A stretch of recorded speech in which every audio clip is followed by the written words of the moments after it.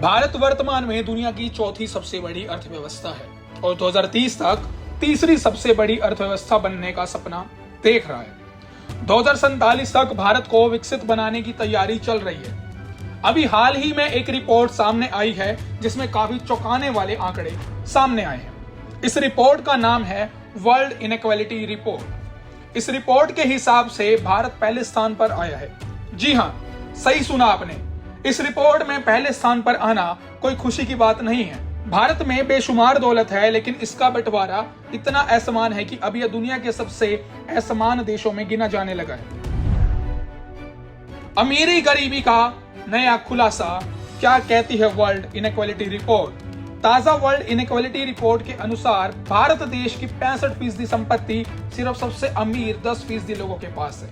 दूसरी तरफ नीचे के 50% लोगों के पास सिर्फ 6.4% संपत्ति है। यह फर्क इतना है कि भारत में औसत प्रति व्यक्ति सालाना आय लगभग 6200 यूरो है और औसत संपत्ति लगभग 28,000 यूरो है। महिलाओं की कामकाज में भागीदारी बहुत कम देखने को मिली है। सिर्फ 15.7% महिलाएं नौकरी या कामकाज में शामिल है। पिछले 10 साल में इसमें कोई खास सुधार नहीं हुआ है। 2014 से 2024 के बीच टॉप 10% और नीचे के 50% के बीच आय का अंतर थोड़ा बड़ा है। यह अंतर 38% से बढ़कर 38.2% हो गया। इस रिपोर्ट से जाहिर होता है कि देश की संपत्ति का एक बहुत बड़ा भाग चुनिंदा लोगों के पास मौजूद है, वहीं जनसंख्या के एक बड़े हिस्से के पास बेहद कम आय है। इस रिपोर्ट को अर्थशास्त्री लुकास चेंसेल, रिकार्डो गोमेस कारेरा, रोवाइदा मोशरिफ और थॉमस पिकेटी ने तैयार किया है।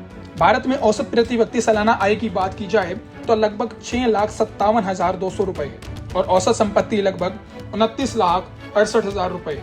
वहीं महिलाओं की कामकाज में भागीदारी बहुत कम है। सिर्फ 15.7% महिलाएं नौकरी या कामकाज में शामिल हैं और पिछले 10 सालों में इसमें कोई खास सुधार देखने को नहीं मिला है। भारत ही नहीं बल्कि पूरी दुनिया में असमानता बहुत बढ़ गई है। रिपोर्ट के मुताबिक दुनिया की आबादी के सिर्फ 60,000 लोग के पास जितनी संपत्ति है वह दुनिया के निचले आधे हिस्से की संपत्ति से 3 गुना ज्यादा है। सबसे अमीर 0.001% लोगों की संपत्ति 1995 में 3.8% थी, जो 2025 में बढ़कर 6.1% हो गई। वहीं दुनिया के आधे गरीब लोगों की संपत्ति पिछले 20 साल से लगभग 2% पर ही अटकी हुई है।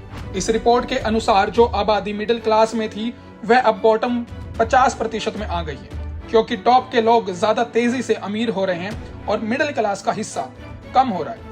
आय असमानता बढ़ने से आर्थिक रूप से आगे बढ़ना मुश्किल हो जाता है, जिससे मिडिल क्लास के लिए बेहतर आय और संपत्ति जुटाना चुनौतीपूर्ण हो रहा है। असमानता के कारण महंगाई का बोझ भी मिडिल क्लास पर ज्यादा पड़ता है।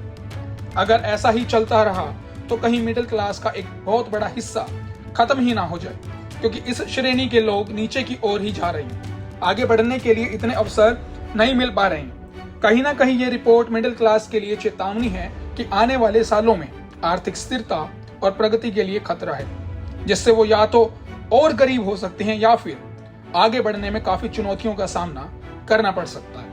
इस खबर में बस इतना ही। देश से जुड़ी तमाम खबरों के लिए देखते रहिए पंजाब केसरी टीवी। हमसे जुड़े रहने के लिए हमारे YouTube चैनल को सब्सक्राइब करें और नई वीडियो की नोटिफिकेशन के लिए बेल आइकॉन को दबाएं।